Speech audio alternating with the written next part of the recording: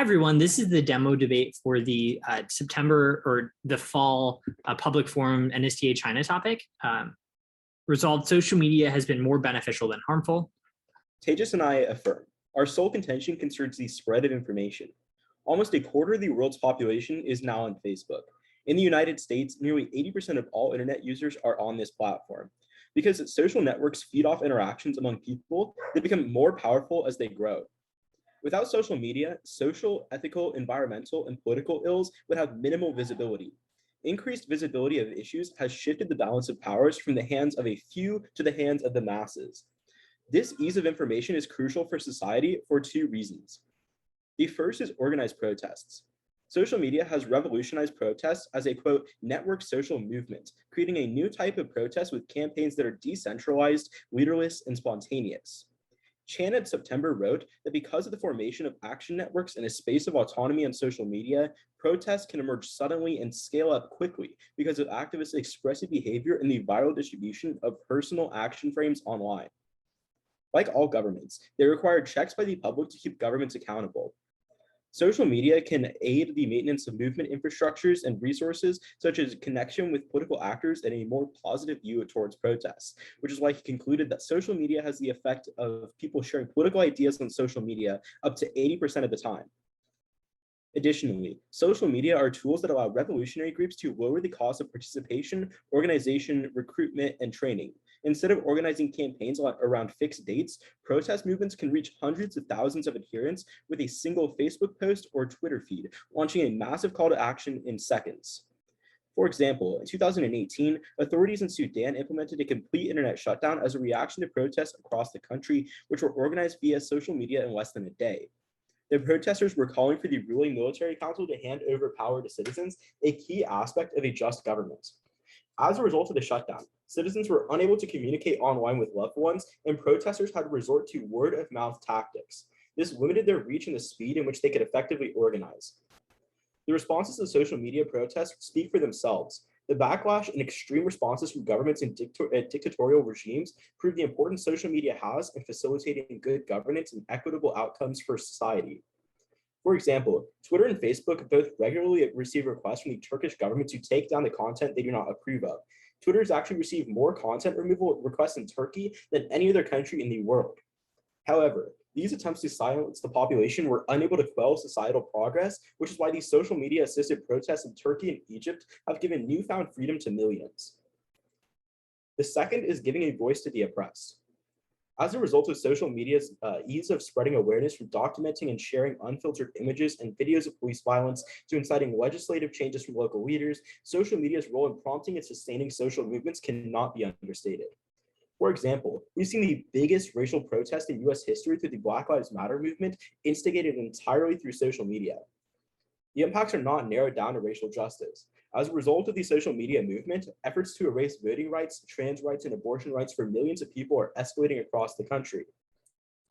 Even nationally, social media has combated lack of expression by fighting against restrictive expression laws in numerous countries such as Cuba, Saudi Arabia, Iran, Vietnam, etc.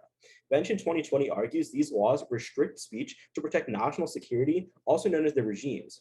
Fortunately, private social media companies have no national security to protect.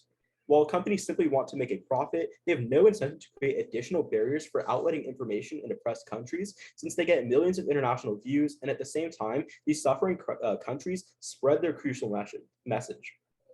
This is important as we have seen Egypt, Saudi Arabia, and Palestine advocate for human rights and good governance through multiple social media platforms that would have been masked forever under the government's watchful eyes. By providing a platform for the underrepresented, social media can give a voice to those who would otherwise be silenced. It enables political groups and protesters to easily organize events and share information, and it facilitates the sharing of global perspectives, a crucial cog of a functioning global society, which is why Tejas and I are proud to affirm. My partner and I oppose the resolution. Resolved, on balance, social media has been more beneficial than harmful. In order to clarify any ambiguity, we offer the following observations. First, since the resolution doesn't indicate a particular country's use of social media, we think that we should look at social media in general general as it applies across cultures and societies. Second, the resolution uses the phrase social media has been. Has been implied something that happened in the past. For this reason, we think the judge in this debate should prioritize historical impacts and examples. Contention 1 is echo chambers. Seneca 20 of Wired writes that social media companies have created echo chambers to boost user engagement and thus profits. Praiser 20 of Upworthy continues that through the use of algorithms, social media companies manipulate users' feeds to only contain viewpoints of a certain side, increasing polarization and the prevalence of misinformation. Stokel Walker 18 quantifies that on Twitter, for example, misinformation travels 6 times as fast as factual information because humans were 70% more likely to share fake news.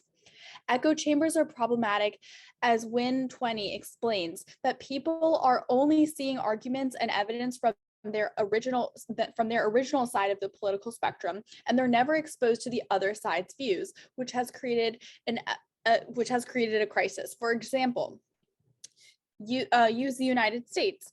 The CEU 19 concluded that echo chambers have led to mass polarization in which Americans hold completely different perceptions of reality. The impact is social cohesion.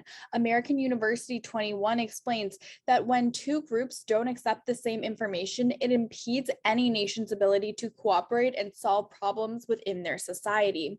Issues of national significance such as climate change, education reform, and infrastructure cannot be prioritized if people in a country don't agree with one another. For example, in the 2020 election in the United States, social media echo chambers resulted in mass polarization and led to different perceptions of reality altogether.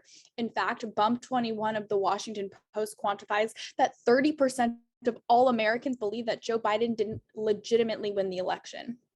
Contention 2 is political manipulation. Social media is used to manipulate elections. Steele of the Daily Titan explains in 2019 that personal data is sold to bidders for personal gain. For example, the technology company Cambridge Analytica was able to form influence over millions of US voters to elect Donald Trump in the 2016 election by manipulating user data from Facebook. Using the data, the firm created personality profiles and developed tactics to target groups to stay home. This is not an isolated instance. Despayen of Time magazine furthers that in digital advertising, companies distribute ads based on how likely you are to interact with them. Social media rewards provocation, and companies are able to share toxic ads and reach a widespread audience. He continues that unless things change, expect that the spread of disinformation and manipulation of voters to happen all over again, not only in the US, but around the world. The impact is twofold. First, political manipulation is a form of psychological manipulation. Katawal Dar of The Guardian finds that manipulation that happens on social media is best understood in terms of a military contractor using military strategies on a civilian population. The lack of transparency on social media sites is a form of psychological manipulation. Second, it results in bad policies. Political manipulation on social media sites in Great Britain caused tangible harm to the economy. As The Guardian furthers that Brexit, the decision to leave the EU came down to just over 1% of registered voters. Consequently, these voters were manipulated by technology companies paid for by billionaires using military-style technology delivered through social media sites. This one policy alone resulted in tremendous economic harm. Ewa of Forbes finds in 2018 that Brexit will reduce Britain's GDP between 7 to 9%, and for these reasons, we strongly urge a negative ballot. Well, I have the first question. Mm-hmm. Cool. So at least in the United States, but certainly as abroad as well, large companies have control over things like network television and radio programs, right?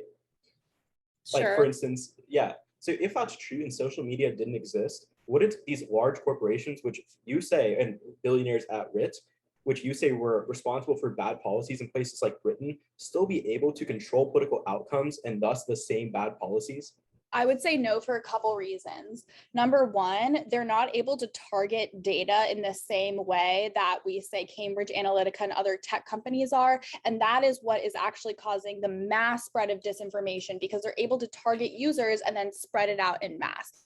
And number two, there's different laws that govern TV. For example, you have to like, no network can like deny an ad to a political party. So like there's different protections in place to balance things out that simply do not exist on social media. Could I ask you a question? Yeah, that's fine. Okay, so you cite in your case that governments have shut down protests, for example, in Sudan. So can you Yeah. explain it that if social media protests are actually leading to the internet being shut down, how is that actually leading to any progress?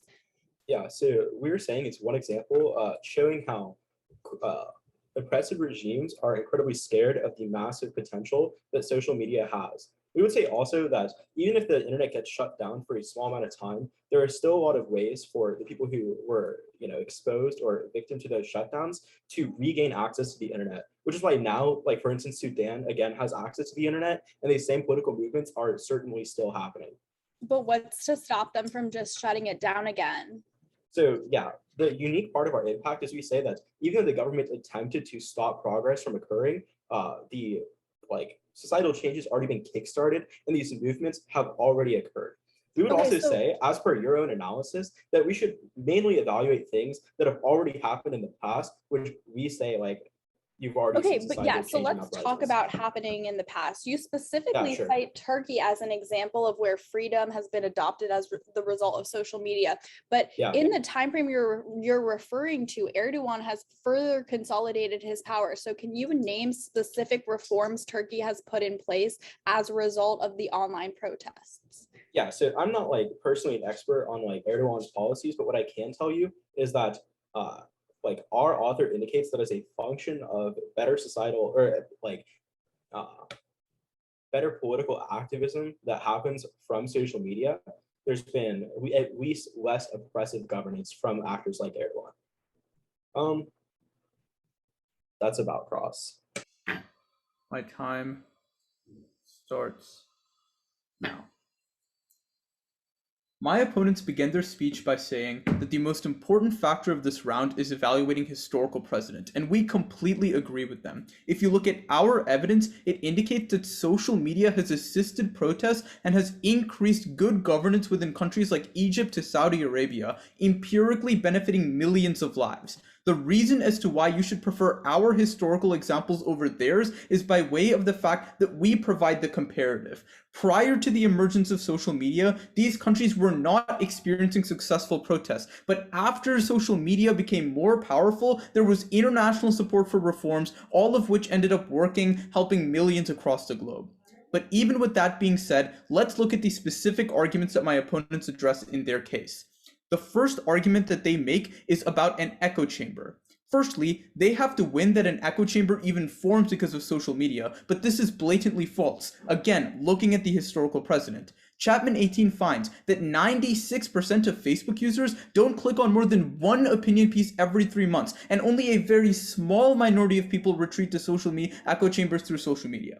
But the second crux of the argument that they need to win is that even if these echo chambers are real, they need to prove that they're spreading false information, because if only good and true information is being spread, then no negative impact can come out of these chambers.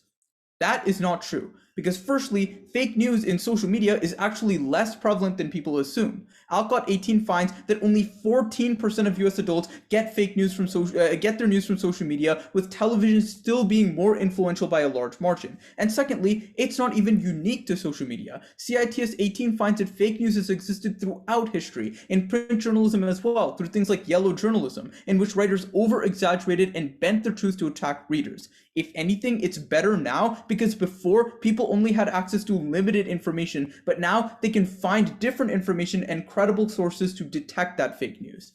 But thirdly, Hogan 20 finds that the FBI is working closely with social media companies to prevent the spread of misinformation. Companies such as Facebook are now providing links to trusted sources and are flagging false information and explaining why it's false to viewers. So at the end of the day, while print journalism didn't change in terms of fake news, social media is making that change. But even then, let's look at the impact, the reason as to why they say echo chambers is so bad. They say social cohesion is decreasing in the United States and polarization is increasing. Couldn't be further from the truth. What Chapman 18 finds is that while in the 1950s, 75% of Americans comfortably aligned with one of the two major parties, only 60% of people do now. At that point, Chapman concludes that polarization is not increasing relative to the past. If anything, more people are in the middle now than ever before. Their evidence about 30% of people thinking that Joe Biden didn't successfully win the election has nothing to do with social media and cannot be applied as historical precedent. Rather, that is only because of the rhetoric of one populist leader. But with that being said, let's go over to their second argument. In their second argument, they essentially talk about political manipulation. But however, if you look at their own evidence, it says that Cambridge Analytica was what used social media in this bad way. At that point, social media isn't the problem. It's big tech companies that have existed for so long before social media that's the problem. These companies are the ones that end up using corruption through things like television, through things like yellow journalism, through political bosses and mobs that forces people to vote a certain way. At that point, these problems that they talked about are not unique to now. If anything, social media is the only way that we can combat these problems. For example, Twitter literally blocked Trump on their platform for using populist rhetoric. They can do the same to big corporations. Social media can also increase protests and pass good legislation that can decrease the power of the actual root cause. At that point, Dylan and I are extremely proud to affirm the resolution. As a brief off-time roadmap, I'm going to be starting with the negative case and then moving over to let's begin with the negative case. My opponents make a couple of responses. They agree with our framework that we should be prioritizing historical examples. I'm going to prove in this debate why all of the examples that they're using are actually reasons why the judge should vote for our side in the debate. They use the example of Egypt as a successful instance in which protest movements work. However, Nathaniel Brown explains in 2013 that Egypt is literally the textbook example of a failed social media uprising in which there was an uprising that happened called the Arab Springs in 2011, and then Egypt immediately backslided into an autocratic control to an authoritarian dictator. They also use the example of Turkey on their case, another example in which President Erdogan, as Alyssa mentioned in Crossfire, consolidated power after the rise of social media, because social media allows these kind of actors to consolidate their power and essentially quell any sort of dissent. Let's go to my first contention about echo chambers. They make a couple of responses. Their first response is that people get exposed to a variety of information and that social media information is not actually false. However, my response to that is that the information spread on social media is disproportionately false, with a report published by the Annenberg Public Policy Center finding that it 85% more likely to be false in comparison to other forms of mediums like journalism. The next argument that they make is that people are exposed to different opinions, so it's not necessarily bad that they're surrounded by echo chambers. We think it's bad because the society needs a divergence of opinions. Their third argument talks about how the FBI is fighting against misinformation. The first problem is this is only looking at the United States. However, even in the United States, technology giants like Facebook and Twitter have blocked governmental regulation.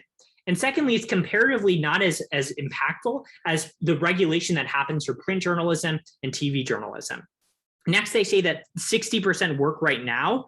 However, we think that this is just rhetoric and it's not actually true, that they're less polarized in the past. In fact, this is a reason to vote for our side in the debate, because even if we're less polarized than the past, and you're seeing hyper levels of partisanship, it's because social media exacerbates these trends. On my second contention, they say the problem isn't social media companies. We say social media companies are the root cause because sure, Cambridge Analytica was a technology company, but the platform that they used was social media. And they're able to target people individually, which is why our arguments still stand about Brexit, which decreased the British economy 7 to 9%. Let's go to my opponent's case. I'm going to have three overarching responses to the entirety of their case. My first response is that their arguments about protests and social movements are non-unique and would happen regardless. Apartheid protests happened in South Africa without social media, and protests happened in the United States in the 1960s without the use of social media. My second response is you can turn the argument against my opponents. Canceling social media actually increases the efficacy of protest movements. Morko Papic explains that in Thailand, previous efforts facilitated through social media failed because the government used censorship to know when and where protests would happen. In fact, it wasn't until the government shut down the internet that social movements actually worked because the government was less able to track what was happening online. My third response is that Joshua Tucker explains that social media is actually bad for participation in social movements and protests because social media focuses on things like violent incidents. Even though in the United States, only 1% of protests were violent, people cling on to these images on social media sites, and less people are likely to participate in these programs. They use a couple of examples in their case. Their first example was Sudan. However, their own example says that Sudan consolidated control. This is a textbook example of a historical example that failed. Social media didn't do anything to the people of Sudan. Turkey, the same, right? And time again, if you take a step back and look at it from the bigger picture, social media has been used as a tool of political manipulation, resulted in bad policies around the world that harms economic growth, that harms the people the most, and doesn't benefit anybody, right? And for that reason, my partner Alyssa and I strongly urge a vote for the negative. Ready to start cross? Yep. Cool. All right. So, would you say that political manipulation from big corporations is new to social media, or is new, in this era of social media? Oh yeah, absolutely. And I'm really glad you and Dylan have brought this up. And I like to kind of extend what Alyssa was talking about in the last crossfire. And so what happens with social media versus, let's say, cable television or print journalism is that social media can target people individually, right? So whereas before, if a company was launching a misinformation attack, everybody would see the same message. So people that were like trying to fight against that misinformation, they could see that on TV on like the 6 p.m. broadcast and then write about it. But like, let's say the four of us in this room, we all could get different messages. So it's hard to pinpoint exactly what's wrong. I think you're misunderstanding my question, right? I'm not asking whether political manipulation is more or less effective with social media. We'll obviously address that point in later speeches. My question is, can we both agree that political manipulation from corporations existed prior to the emergence of social media? Not to the same extent, but I'd like to ask a question. Sure. So in your case, in response to my contentions at the top, you say you agree that we should be looking at historical examples. So can you point me to one corroborated instance in which social media has been used in a country that resulted in positive effects? Right. Sure. Not just in the United States, I would say. Like, for example, as we mentioned with the Black Lives Matter movement, the reason as to why minorities were able to voice their opinion, and for example, the video of the George Floyd incident even circulated and put Chauvin behind bars, a large reason for that is because of social media. So your example is 100% somebody like what kind of broad change has happened as a result of social media? Broad change, I would say, number one, more people are talking about systemic racism and acknowledging it, and number two, ever since then there have been so many executive orders. So in the 1960s, were people try to address systemic racism? Obviously, I'm not going to come up here and tell you that, like, because of social media, all problems of racism have ended in the United States. Obviously, that's not true, but obviously that's an unfair burden to place on social media as a whole. It's a problem that's been ingrained within our society for hundreds of years now, but I would say that we're experiencing a lot of change because of social media. Specifically talking about this like polarization argument, right? Like, I'm a little bit confused as to how you can tie like a causal relationship between social media and like people thinking like Joe Biden didn't win the election, if like a lot of it was because of like Trump encouraging like the riots. And so your example, so you bring up this piece of evidence in your speech that says that the level of polarization in America is relatively the same in comparison to years before. It's lower. You say that it's lower relative to the past. Okay, yeah, that's even like better for us, right? We're saying that right now we're experiencing a hyper level of partisanship because people are targeted on social media, so they perceive partisanship to be an all-time high. Conrad, how is that better? The evidence literally says there is less hyper partisanship. I would say the Trump era is like a complete outlier, but generally looking at the modern era and with the resurgence of social media, you're seeing less hyper partisanship relative to the past. That's time. Alrighty, it's going to start on our second contention, and then our second argument, and then go to your case. Go to our second argument about giving a voice to oppressed groups globally. Remember our argument, which is that we've seen the biggest racial protests in US history, and we've seen large movements for human rights globally as a result of social media. The reason that this happens is it happens as a result of social media's ease of spreading awareness from documenting and sharing unfiltered images and videos of things such as police violence or abuse from the government at large, and it gives the capacity for oppressed groups to tell their stories of marginalization. Because of this, our bench evidence indicates that there have been large movements in places such as Cuba, Saudi Arabia, Iran, and Vietnam to have human rights being upheld in these nations, leading to massive social progress and a better quality of life for all of the citizens in these countries. We also tell you that social media is uniquely better than other forms of communication because there's less censorship and less capacity for governments to get control. We'll get to that in a second. With that being said, let's get to the responses that Conrad puts on our case.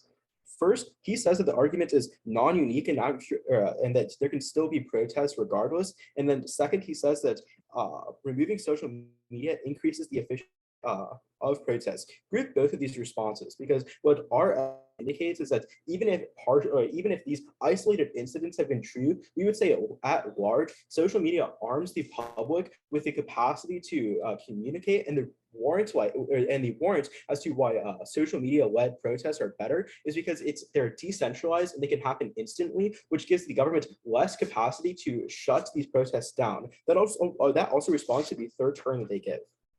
With that being said, let's go to our opponent's case, starting on their argument about echo chambers. The first response that Tejas gives you is that most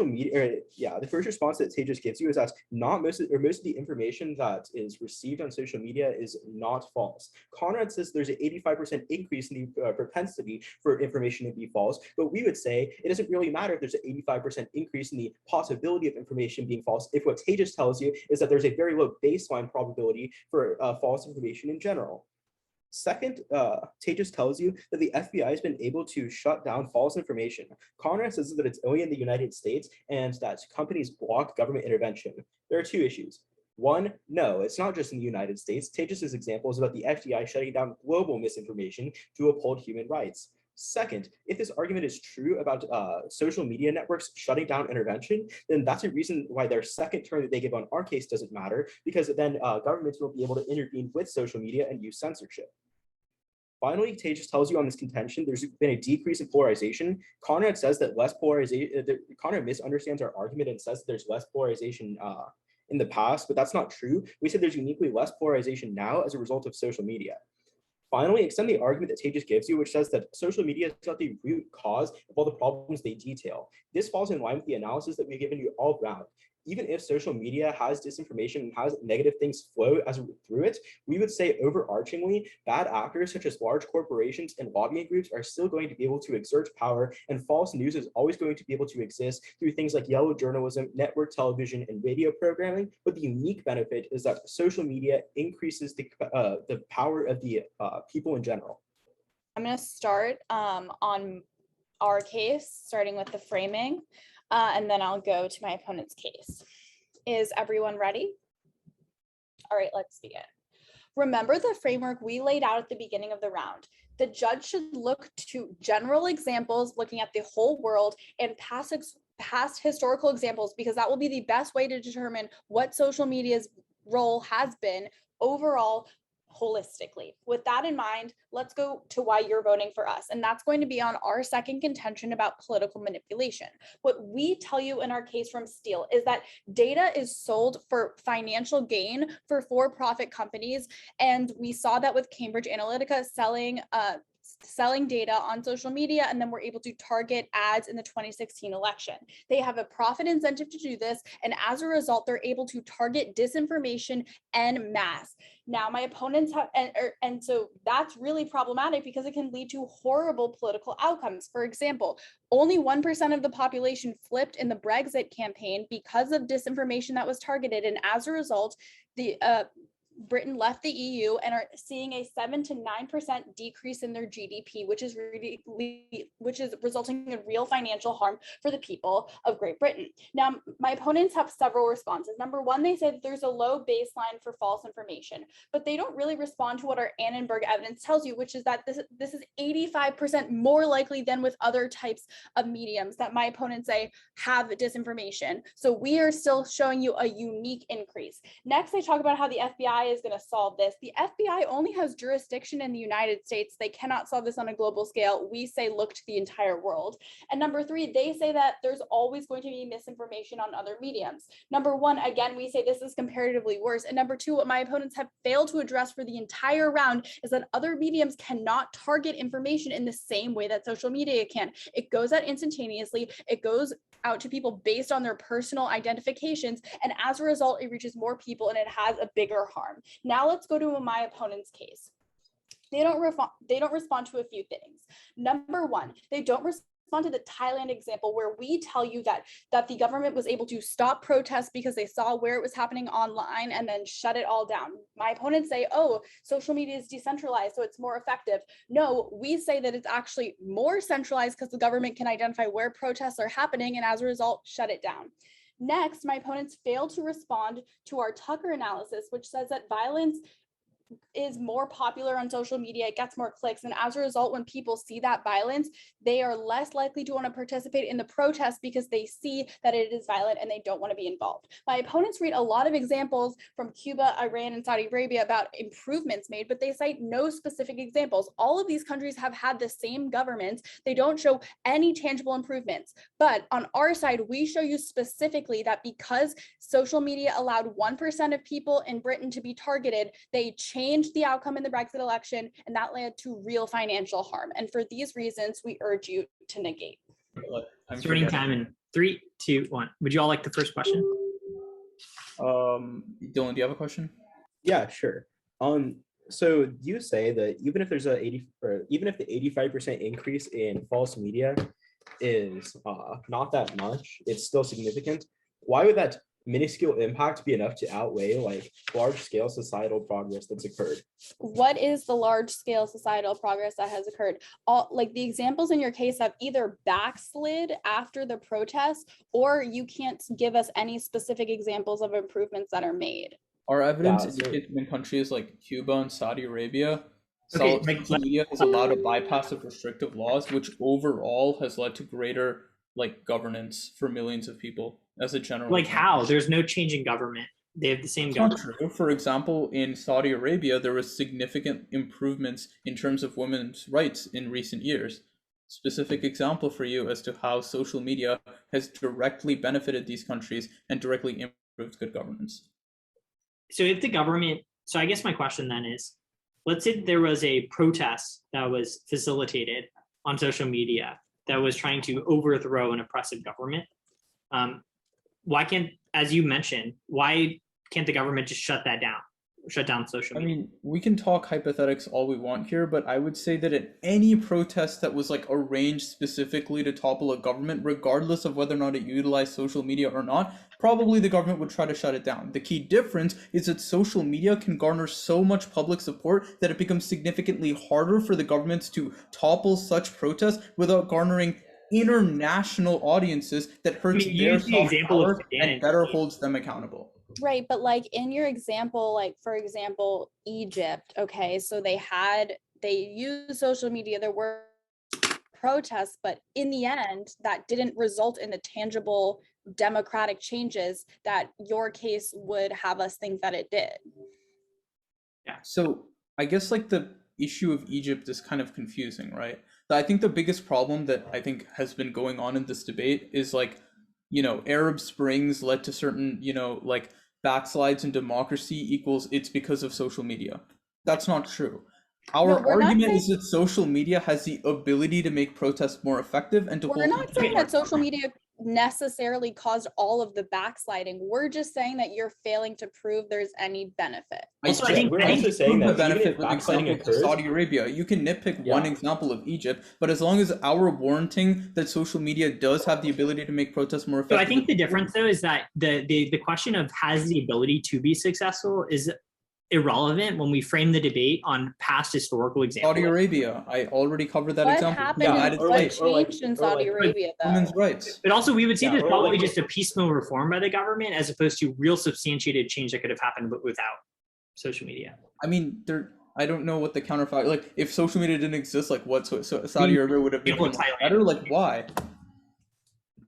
Is that time? Or... Yeah. Okay, cool. Okay, now it's time for the final focus. Okay, if everyone's ready, my time starts now. The easiest place to make a decision in this round is our second contention about giving a voice to those who don't have one. Because of social media, uniquely marginalized populations are able to utilize platforms in order to voice their opinions and are able to organize protests and make substantive change. We saw this happening within the United States, with the Black Lives Matter movement increasing only simply because of the fact that social media empowered these populations to have an ability to fight back. And if social media didn't exist, there would have been significantly fewer protests and less people would have heard about it. This is extremely beneficial, not only within the United States, but internationally, with countries like Saudi Arabia to Cuba increasing good governance significantly because social media allowed people to bypass restrictive laws on freedom of speech. My opponent's responses are simply that, no, social media is bad because it portrays things like violence.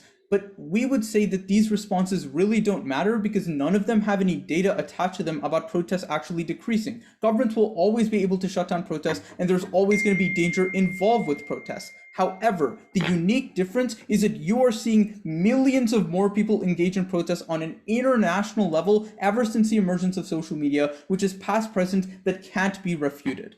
At that point, my opponent spells out the best reason as to why you should vote for us in this debate, their framework. You want a general example? Let's look at countries like Cuba and Saudi Arabia, empirically increasing good governance for millions of people. Let's also look at a specific example, like the Black Lives Matter movement, which was only able to propagate itself because of social media. At that point, even if we were to respond to their argument, firstly, they don't respond to our FBI point at all. FBI is already solving for these problems of fake news because social media isn't limited to one country. Social media affects every country, so they can't only focus on the US, even if they wanted to. We are a prerequisite to their argument because big corporations are always going to be corrupt, but we are the only ones that give a voice to those who can actually fight back against those corporations and those who are actually affected. We're also outweighing on scope by affecting the entire world. For those reasons, we are very, very proud to affirm. So as a brief off-time roadmap, I'm going to be starting with our framework on the negative side, then going over to the pro case. So with that said, let's begin. Judge, remember our framework in this debate in that you need to look to past historical examples of success. Now, there's been a lot of examples being thrown around, so let's do some kind of impact comparison. Our second contention, which really hasn't been responded to throughout the debate, gives the example of Great Britain, in which political manipulation that happened on social media targeted individual voters in the United Kingdom, and otherwise, without social media, it would not have happened. And what happened was that Great Britain left the European Union, and it resulted into a 7 to 9% fall in their economy, right? That's real impacts. They say there's a slight improvement in women's rights in Saudi Arabia. They say that there's a slight improvement in race relations. They can't quantify that. We say there's a 9% decrease in the economy, which also hurts those disproportionate groups disproportionately. The only response they say is that the FBI is solving back for this problem in the status quo. First, our evidence says look at historical examples. Even if they're solving it now, they don't prove that historically they were able to solve for it. 9% fall in the economy is the most quantified and tangible impact in the debate. It outweighs my opponent's case on magnitude, and you should probably vote for it right there. But then, on my opponent's case, we have two fundamental responses that go mishandled throughout the debate. The first is the dropped Tucker evidence from in 2019, who explains is that social media protests fail because social media airs instances of violence, even though those violent instances are not representative of the protests writ large. Use the example of the Black Lives Matter movement, which my opponents claim is a success. It's because social media aired instances of violence in American cities. It decreased the overall public support for this movement, which is why historical examples in the United States in the 1960s without social media were far more successful at impacting race relations. But secondly, my opponent says, look at a counterfactual, a country that did not have access to social media. We do that. We say, look at Thailand. In 2011, there was a protest that happened on social media. It failed because the government knew exactly where it was happening. They shut off the internet, and the government was overthrown because they weren't able to figure out where exactly this protest was happening. And for that reason, I think it's very clear why you should be voting for the negative in this debate. Thank you.